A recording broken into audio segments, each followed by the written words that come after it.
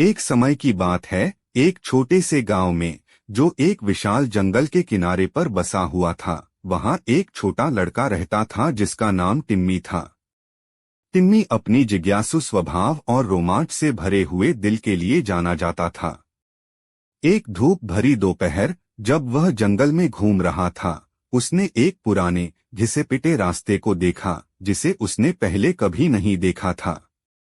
रास्ते का पीछा करते हुए टिम्मी एक खुले स्थान पर पहुंचा, जहां एक भव्य और प्राचीन ओक का पेड़ खड़ा था।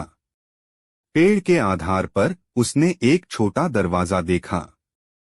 बिना किसी हिचकिचाहट के उसने दरवाजा खटखटाया। दरवाजा चरमराते हुए खुला और वहां एक बुद्धिमान बूढ़ा जादूगर खड़ा था, जिसका नाम था मर्लिन, जिसकी लंबी सफेद दाढ़ी थी और उसकी आंखें चमक रही थीं। नमस्ते छोटे यात्री, मर्लिन ने गर्मजोशी से स्वागत किया। क्या चीज तुम्हें मेरे इस विनम्र निवास तक ले आई? टिम्मी उत्साह से भरी आंखों के साथ बोला, नमस्ते। मैं टिम्मी हूँ और मुझे खोजबीन करना बहुत पसंद है। मैंने पहले कभी इस जंगल का यह हिस्सा नहीं देखा। मर्लिन हंस पड़ा। जिज्ञासा एक अद्भुत चीज है। अंदर आओ और मैं तुम्हें कुछ जादुई दिखाता हूँ। पेड़ के अंदर मर्लिन का घर चमकते हुए औषधियों, चमचमाते हुए क्रिस्टलों और प्राचीन किताबों से भरा हुआ था। टिम्मी की आंखें चारों ओर दौड़ने लगीं, हर विवरण को देखते हुए। मर्लिन ने एक बड़े, धूल से ढके हुए किताब की ओर इशारा किया जो एक चबूतरे पर रखी थी। यह, मर्लिन ने कहा, अद्भुत कहानियों की किताब है। इसमें जादू और ज्ञान की कहानियां हैं।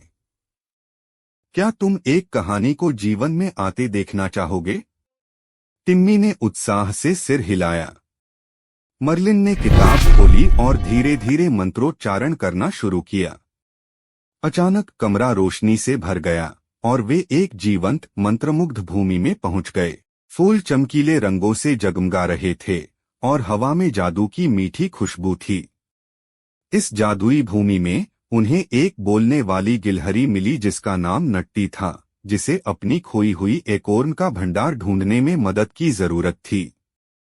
टिम्मी और मर्लिन ने मदद करने का वादा किया और साथ मिलकर वे एक विचित्र यात्रा पर निकल पड़े। वे गाने वाले पेड़ों के जंगल से गुजरे, एक तरल सोने की नदी को पार किया और एक मिठाई से बनी पहाड़ी पर चढ़ गए।